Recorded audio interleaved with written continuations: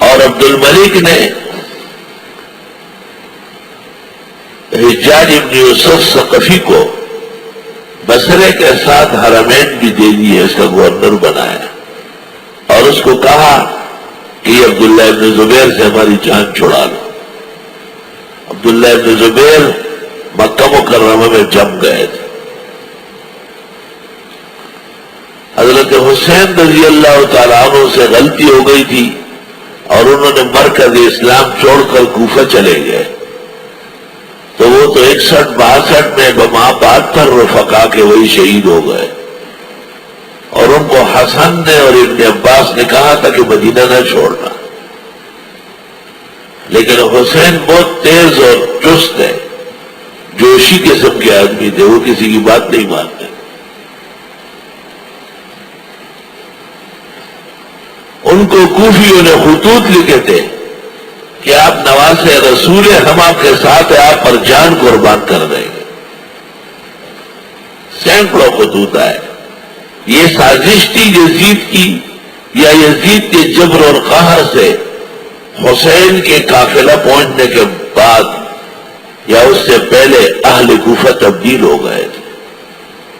انہوں نے مسلم ابن عقبہ کو وہاں بھیجا تھا اور اس نے تمام لوگوں کو دمکا دیا تھا کہ حسین کا ساتھ دیا تو سر قلم کر دے، اور دریائے فرات کے کنارے یہ قافلہ رک گیا۔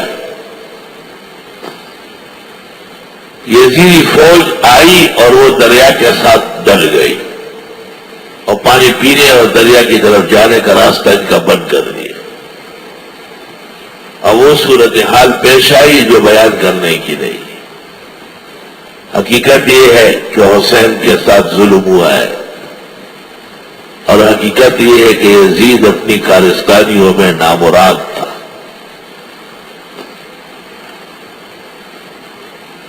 لیکن حضرت حسین مجتبیٰ، ان کو تو یہ کہا گیا تھا کہ مت جاؤ، چو قضا آیت طبیب ابلا شود اور روغن بادام و خشکی می کند۔ اللہ کا قضا و قدر آنے والا تھا تو کسی کی بات نہیں مانی۔ عبداللہ ابن عباس قافلے سے ملنے آئے صبح صبح اور کہا عورتوں کو تو نہ لے جاؤ، بچوں کو، اور نے کہا جس طرح فیصلہ اس طرح ہوگا۔ آپ نے کہا مجھے نظر آ رہا ہے کہ آپ تن و تنہا ہو جائیں گے اور یہ عورتیں اور بچیاں ان کے سروں پر دوپٹے نہیں ہوں گے اور یہ ننگے سر کوفے کی گلیوں میں دوڑ رہی ہوگی۔ وہ اسی طرح ہی ہوا۔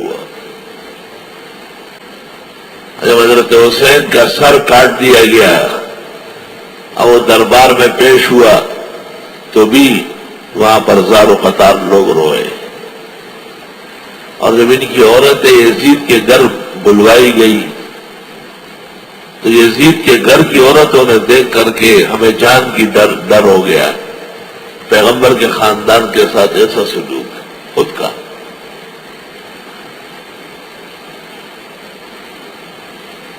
ان میں ایک ہے حسین رضی اللہ تعالیٰ عنہ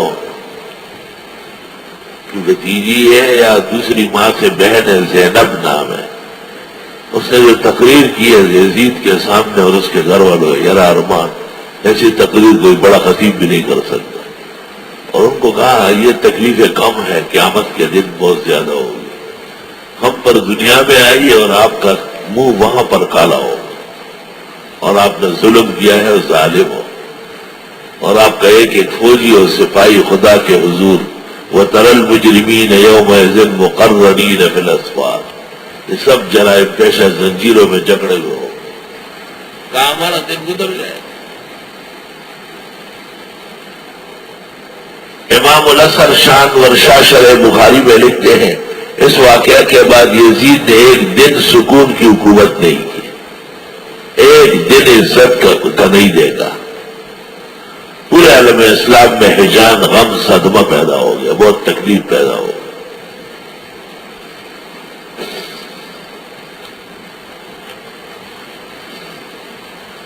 تو عبداللہ ابن زبیر مکہ میں رہے، یزیدی افواج ان کے مقابلے میں ناکام ہوئی، پھر مروان آیا ناکام ہوا، پھر اس کا بیٹا آیا عبد الملک، وہ بہت مدبر تھا، اس نے حجاج ثقفی کو مکہ مدینہ دے دیے، اور اس نے حضرت عبداللہ ابن زبیر پر حرم شریف میں منجنیق چلائے اور وہاں شہید کیا ہے۔ قیامت تک امت ان سے ناراض ہے۔ امام ابو حنیفہ یہی کہتے ہیں کہ جو آدمی اندر گیا اس کو باہر کے لوگ کچھ نہ کہیں، ہاں اس کا راشن بند کر دے کہ باہر آ جائے۔ عجیب نظام دیکھا ہے کہ باہر کی پولیس سعودی پکڑنے آتی ہے اور حرم والی پولیس بچاتی ہے، لڑتی ہے ان سے، کیوں اس کو پکڑتے ہو؟ دخلا فی الحرم آمین، ومن دخلہ کان آمنا، جو اس میں داخل ہوا وہ امن سے ہوا۔ وَلِلَّهِ عَلَى النَّاسِ حِجُّ الْبَيْتِ مَنِ اسْتَطَاعَ إِلَيْهِ سَبِيلًا، اور اللہ کے لیے لوگوں پر حج بیت اللہ ہے جو طاقت رکھے وہاں تک جانے کی۔ وَمَنْ كَفَرَ، جو کفر کرے، فَإِنَّ اللَّهَ غَنِيٌّ عَنِ الْعَالَمِينَ، بس بے شک اللہ غنی ہے کائنات سے۔